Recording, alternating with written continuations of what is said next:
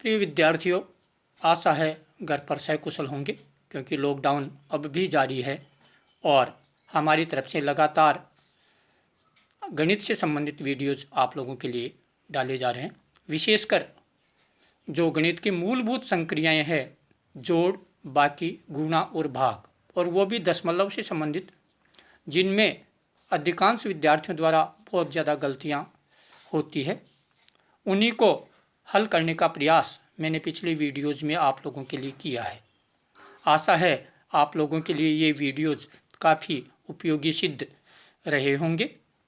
आज से हम कक्षा 8, 9 और 10 में जो वैदिक गणित से संबंधित सवाल हैं उनकी चर्चाएं कर रहे हैं। तो आज के वीडियो में हम कक्षा 8, 9 और 10 के लिए जो गुणा है उसकी एक विधि ले रहे हैं। एकाधिकेन पूर्वेण विधि द्वारा गुणा कैसे किया जाता है उसको विस्तार से आप लोगों को समझाने का प्रयास किया जा रहा है। ध्यान से वीडियो को देखें, आपके बिल्कुल समझ में आ जाएगा और यह विधि एकदम आसान आपको लगने लगेगी। तो शुरू करते हैं आज का वीडियो।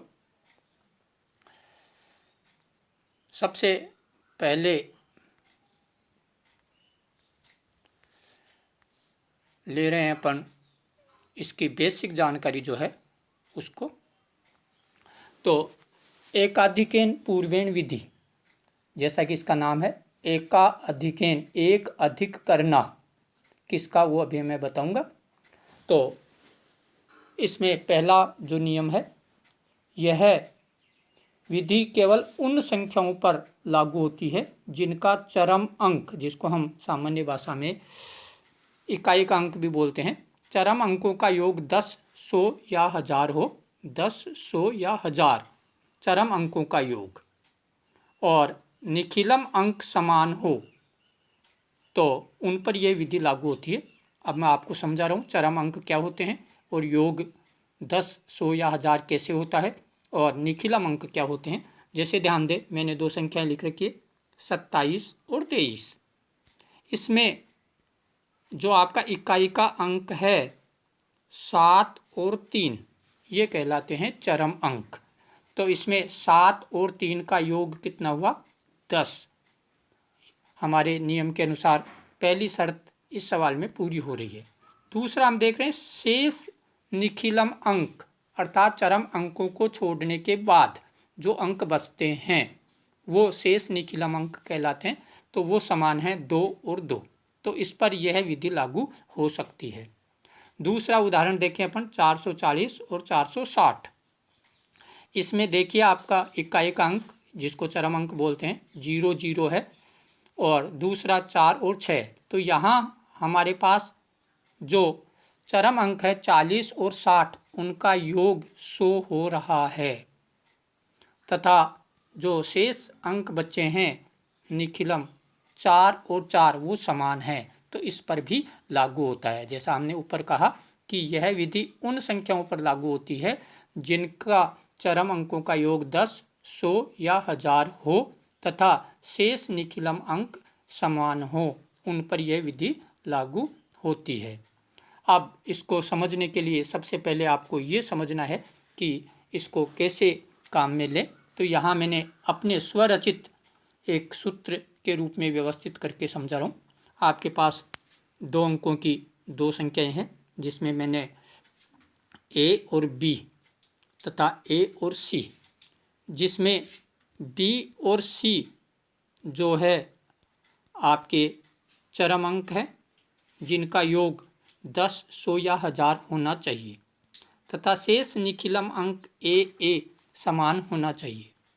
इसको हल करने के लिए हमारे पास यहाँ बाएं पक्ष में संख्या व संख्या का एकाधिक का गुणनफल करते हैं।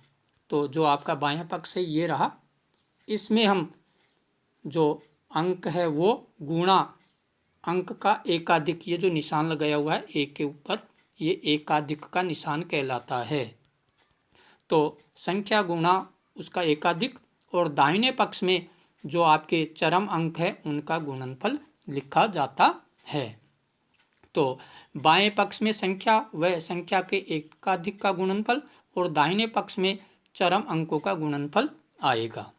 तीसरी जो बात इसमें ध्यान रखने की है कि जो आपका बायां पक्ष है, दायां जो पक्ष है उसमें दाएं पक्ष में आधार के अंक के शून्यों से 2 गुने अंक रखने हैं। इसको समझिए आप। जैसे 7 और 3 10, 10 का मतलब 1 शून्य, अर्थात 2 अंक रखने हैं आपको बाएं पक्ष में, दाएं पक्ष में। इसी तरह 40 और 60 100, इसमें 100 में 2 शून्य है, तो 4 अंक आपको रखने हैं दाहिने पक्ष में। अब हम इसको आगे कुछ उदाहरणों के द्वारा आपको समझा रहे हैं, ध्यान से समझिए। जैसे पहले उदाहरण में आपको दे रखी दो संख्या 13 और 17 को गुणा करना है, तो हम यहाँ देखते हैं 7 और 3 का योग 10 हो रहा है और शेष निखिलम अंक समान है, इसलिए हमारी एकाधिकेन पूर्वेण विधि इस पर लागू होती है।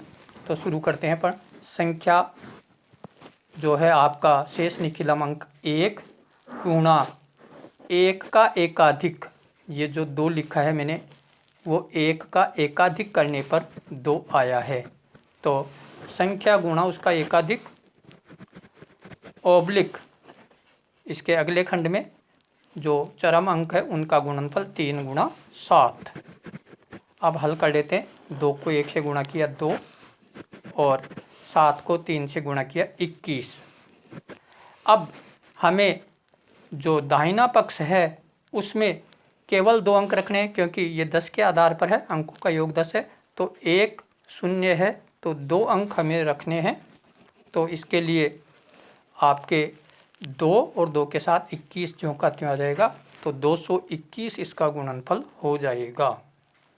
अगले उदाहरण में देखिए 24 और 26, तो इनमें देखिए 6 और 4 10 और शेष निखिलम अंक समान है, तो हमारा ये नियम लागू हो सकता है। निखिलम अंक 2 और 2 का एकाधिक, 2 का एकाधिक हुआ आपका 3, तो 2 गुणा 3, दूसरे खंड में 4 गुणा 6। हल कर लेते हैं। 3 दूनी 6 और 6 चौके 24। इसके भी दाहिने खंड में 2 अंक है, इसलिए उत्तर हो जाएगा 624। एक और उदाहरण लेते हैं। 32 और 38, देखिए 8 और 2 10 तथा 3 और 3 समान है, तो इस पर भी बिल्कुल हमारी 10 के आधार पर यह विधि लागू होगी। तो 3 गुणा 3 का एकाधिक 4 और शेष जो चरम अंक है आपके 2 गुणा 8। हल कर लेते हैं। 4 × 12 और 8 दूनी 16। वही दाहिने खंड में 2 अंक है, तो उत्तर हो जाएगा 1216। कुछ अभ्यास के बाद ऐसे सवालों का आप मौखिक भी हल कर सकते हैं। इस सवाल में थोड़ा ध्यान देना, इसमें कुछ नई बात आई है।